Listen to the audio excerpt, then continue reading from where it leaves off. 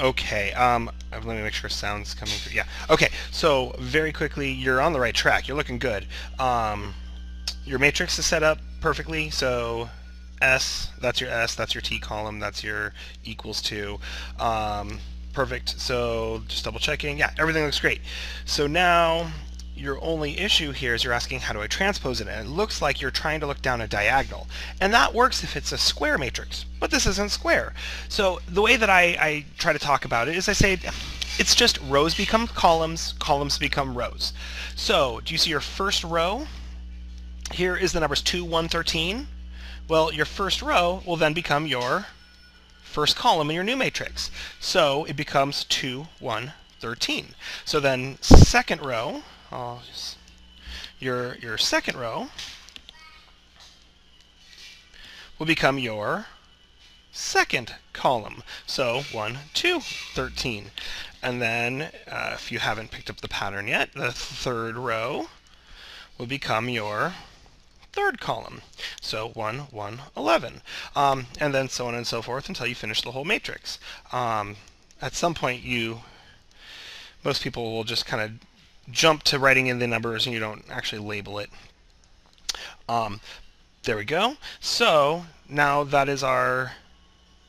There we go. Yep, that's the whole thing. So now what we're going to do is make sure we just kind of understand what does everything mean.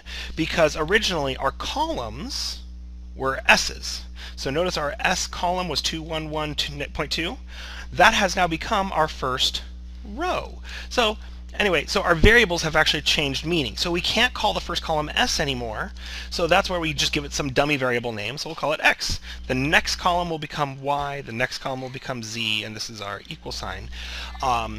So therefore, we just remember this row was dependent on S, this row was dependent on T, boop, and then this was our equal sign. So this is going to become our new equation for maximization. There we go. All right. So, or minimization, whatever minimize. The problem's asking for minimize. So now when I rewrite this as the equations, it becomes 2x plus y plus z is less than or equal to 0.2. X plus 2y plus z is less than or equal to 0.3.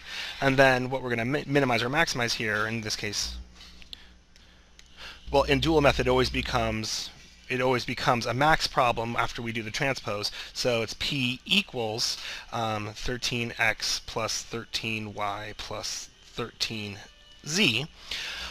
So now we continue simplex like normal, where we introduce slack variables to each of our equations. So one important thing to remember here, this equation, this first top equation, came from S. So the slack variable, it's not really a slack variable anymore. We're going to reintroduce the variable that we actually care about. So this is going to be plus Z plus S. It has to be S because we want to reintroduce the variable that this came from.